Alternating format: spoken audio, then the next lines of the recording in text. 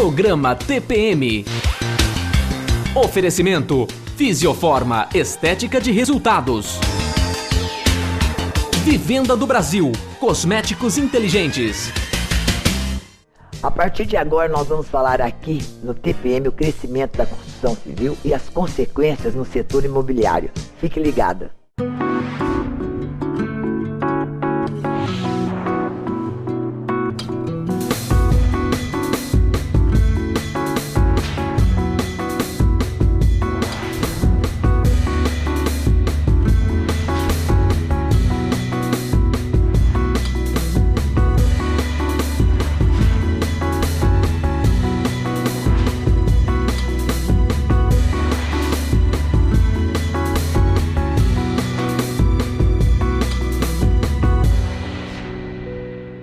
Olá pessoal, hoje aqui no programa TPM estamos recebendo o diretor da Abiarte, Tadeu Rivalta, que vai nos explicar a respeito desse grande crescimento imobiliário que está tendo em todo o Brasil, né, Tadeu? Sim. Não é só na nossa região, Sim. Né? Nós somos privilegiados, Ribeirão Preto é uma cidade maravilhosa, nossa região é uma região muito rica, mas acho que esse boom todo está acontecendo no Brasil, né? Na verdade, o que acontece em Ribeirão Preto está acontecendo em todas as regiões do Brasil, né? Isso tem aí uma série de fatores que a gente pode conversar sobre isso ao longo do nosso bate-papo. Eu queria que você já começasse esclarecendo, muito obrigado primeiro pela sua participação, pela sua presença aqui, pelo seu tempo. Obrigado pelo convite. Aqui. E queria que você, na sua visão, esclarecesse a que se deve esse grande crescimento. Na verdade, a história é um pouco longa, né? O Brasil ele tinha um processo de construção bastante acelerado nos anos 70 e no início dos anos 80 começou a ter uma inflação, o governo foi perdendo o controle da estabilidade econômica e isso fez com que fosse corroendo, vamos dizer assim, as bases de produção. E a construção civil foi uma das vítimas do processo. Pra vocês terem ideia, nos anos 70 o sistema financeiro da habitação, o país tinha entre 90 e 100 milhões de habitantes, o sistema financiava 350 mil unidades ano. E isso veio numa repressão muito grande, até que chegou em meados dos anos 90, o sistema financiava 18, 19 mil unidades, ou seja, 6, 7% do que se fazia. Tudo isso em função do descontrole das contas públicas, da inflação, né, da perda de controle da própria comunidade, da própria sociedade. E o país ali ficou andando de lado. E a partir de 94 para 95, com o Plano Real, o Brasil começou a ter uma estabilidade econômica, né? Isso fez com que a gente pudesse planejar mais longo prazo. E particularmente na construção civil, alguns instrumentos foram criados para levar para um cenário positivo. Que instrumentos são esses? Uma legislação, um arcabouço de legislação que veio da segurança jurídica no negócio do financiamento imobiliário, da produção imobiliária. A alienação fiduciária, por exemplo, ela veio para acabar com a indústria da inadimplência no financiamento. Muita gente comprava apartamento e deixava de pagar, morava anos no apartamento, né, até que saísse depois o apartamento todo deteriorado. Então, exatamente. Isso tudo era um cenário negativo, né? Que os bancos, que eram os financiadores de crédito, através de recursos da crédito de poupança, que é o recurso da população, não tinha segurança para fazer. Né? Outras situações foram criadas, a jurisprudência do incontroverso, do questionamento dos contratos de financiamento também, só discutiu que não tinha sido contratado. E isso fez com que a segurança jurídica voltasse para o negócio, entendeu? E com a estabilização, vamos dizer assim, com a queda gradual dos juros e com a grande demanda reprimida que ficou ao longo desses 25 anos, né, então trouxe um cenário assim, positivo para se produzir. Mas no caso, essa aceleração danada, esse boom, não é um pouco preocupante? Porque qual é o subsídio, no caso, que o governo propõe, tanto à construtora, como também a quem vai comprar isso? Porque você sabe que o BNDES está aí, a habitação está aí. Vamos por partes. Então vamos lá, sobre a aceleração. Realmente é o seguinte, O Brasil, como eu disse, ficou muito tempo sem produzir. Né? Ficou adormecido. 25 anos andando de lado, grandes demandas foram sendo reprimidas, assim, represadas, muita gente precisando comprar, muito filho morando com o pai, aquela, né, uma situação que não interessava a ninguém. Né? E então, com a retomada do mercado, o governo ele começou a ter uma gestão mais estreita junto aos bancos que são captadores de caderneta de poupança e por força de lei, quem capta em poupança é obrigado a aplicar 65% na construção civil. Né? Então esses recursos começaram paulatinamente a voltar para o mercado, isso a partir de 2001, 2002, por aí. Né? E ao longo da década, principalmente a partir de 2006, foram feitos os primeiros IPOs das empresas, ou seja, a abertura de capital de empresas de construção. Então isso carreou recursos enormes para a indústria da construção civil. As grandes empresas de capital aberto que hoje estão atuando nacionalmente, elas levantaram enormes recursos, né? E esses recursos, obviamente, foram dirigidos para a produção imobiliária. Isso aconteceu no Brasil como um todo, são aí várias empresas, um número expressivo de empresas, e isso realmente trouxe um crescimento bastante acelerado para a construção civil. Qual a preocupação quando você fala nessa aceleração?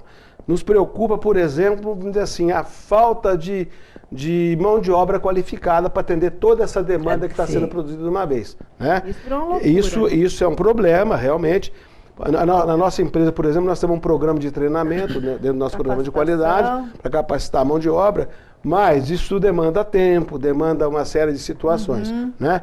E paralelo a isso, também existe a preocupação de repente, começar a faltar insumos, equipamentos e uma série de situações. Né? A nossa indústria é uma indústria que tem uma infraestrutura bastante interessante, na parte de cimento, na parte de revestimentos, na parte de pintura, ou seja, uma série de situações que a gente não sente problemas. Mas, em contrapartida, alguns problemas pontuais a gente está vendo acontecer no Brasil como um todo, por exemplo, nas empresas de elevadores. Né? O pessoal está atrasando a montagem de elevador, e quando você atrasa um elevador, você atrasa tudo. Mas isso, o pessoal está se reestruturando para procurar um equilíbrio. O ideal é que fosse um ritmo bastante cadenciado, né? Tudo que é muito, tudo que é pouco não é legal. Tem que ter equilíbrio. Entendeu? Tem que ter equilíbrio. Fundamental. Pessoal, o bate-papo está ótimo, mas agora é o momento da minha patrocinadora Fisioforma. Olha só o que ela tem.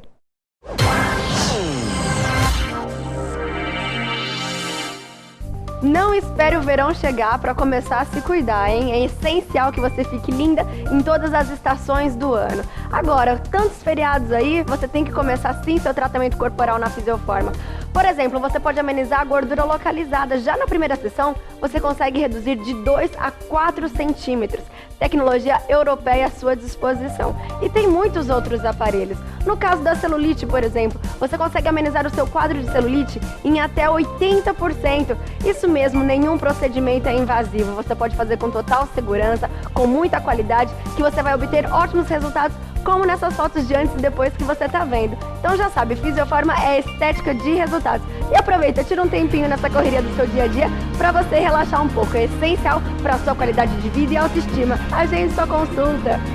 E você vem aqui, você passa umas horas gostosas, você faz um tratamento, e bate um papo com as meninas, você volta para casa renovada.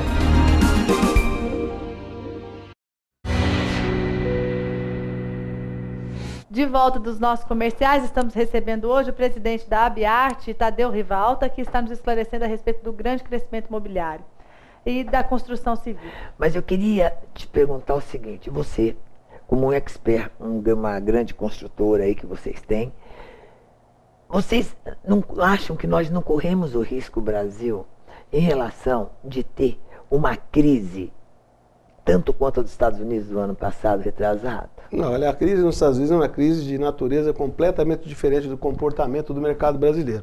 Então eu gostaria que você explicasse para a gente fazer uma analogia. Os Estados Unidos é o seguinte, os Estados Unidos sempre teve um volume de produção de habitação bastante acentuado, tudo mais. Nunca houve as demandas reprimidas que existem no Brasil. Né? E nos Estados Unidos o que houve foi assim, um excesso de oferta de crédito, né? Onde as pessoas, elas refinanciavam, eles chamam da hipoteca, não chamam a casa própria, é cultural. Então eles pegavam, levantavam o dinheiro, vamos dizer assim, muito elevado em relação ao valor do próprio imóvel, depois compravam outro, e fazendo uma bola de neve. Um jogo, vamos dizer assim, que não tinha fim, né? E sem mecanismos de segurança, de contrato, de garantias e tudo mais. No Brasil, por incrível que pareça, o nosso sistema bancário ele é extremamente sofisticado, né? Porque é um país que viveu um cenário de inflação por décadas. Então os bancos foram aprendendo a se defender dessa questão inflacionária, de questão de contratos e correndo atrás de segurança nas negociações, né? Eu disse há pouco tempo sobre a legislação e as leis que foram aprovadas ao longo dos últimos 10 anos, que veio trazer segurança jurídica para os contratos, né? E paralelamente a isso, o sistema que financia o imóvel para o brasileiro, ele é um sistema que ele financia no máximo 80% do valor do imóvel, né? Os bancos são muito cautelosos na dação desse crédito, na avaliação do crédito e tudo mais, né? E de tal maneira que assim, que a segurança que, vamos dizer assim, que envolve o mercado, o contrato em si, vamos dizer assim, entre o banco e o mutuário, é uma segurança bastante elevada. Então, esse risco de acontecer aqui, o que aconteceu nos Estados Unidos, ele é absolutamente inexistente. São situações completamente diversas de lá para cá. De lá para cá. Agora, Tadeu, o tempo já estourou, mas vamos lá, bem rápido. Você falou em relação às leis de dar essa segurança para o contrato. Em contrapartida, o mutuário, aquele que compra, como já ocorreu com a nossa famosa Encol, e de repente a construtora quebra, como é que fica esse sujeito? Olha, na verdade é o seguinte... A lei também resguarda? Hoje os imóveis que têm financiamento, seja em imóvel, vamos dizer, econômico, tipo Minha Casa Minha Vida, ou seja, imóvel de alto padrão, que são imóveis objeto de financiamento à produção pelos bancos, os bancos, em função desse risco que aconteceu lá atrás, os bancos também se acautelaram muito. Então, os mecanismos de controle, de liberação de crédito, ao longo da produção, são muito rígidos, né? Tanto que, vamos dizer assim, são feitos sociedades de propósitos específicos, é uma empresa voltada para produzir aquele empreendimento que, se a empresa titular da SPE ela vier a ter algum problema, ela é substituída por outra e essa outra termina o empreendimento. Bom, então, legal, assim, mais que justo, né? Esses mecanismos, assim, a gente aprendeu assim na pele, né? E toda essa legislação que houve, que eu falei, também prevê isso daí. Ou seja, é um mercado muito seguro, um mercado muito profícuo, gera muito emprego, gera muita renda. Nós temos que recuperar o tempo perdido. E na verdade, nós recebemos a visita semana passada aqui na empresa, de um dos maiores bancos brasileiros, que veio nos visitar, e a opinião deles comunga com a nossa. O mercado imobiliário ele tem uma longevidade bastante longa, em função das demandas reprimidas né? E o crescimento que o país está tendo, a renda está crescendo, né? As pessoas estão ganhando mais, e a tendência é continuar ganhando mais. Você vê a própria Ribeirão Preto, se você analisar, por exemplo, o aeroporto de Ribeirão Preto em 2009 movimentou 400 e poucos mil passageiros, esse ano de 2010 670 mil, e a previsão para 2011 é de 1 milhão e 100 mil. Isso é reflexo do quê? De geração de riqueza, geração de emprego, geração de atividade econômica. E mais que tudo, uma qualidade de vida bem melhor. Né? Isso aí. Não é verdade? Obrigada, Tadeu. Foi ótimo, viu? Querido, obrigado. Muito obrigada, gente. Obrigado pelo convite. Tchau. Beijo, pessoal. Até mais.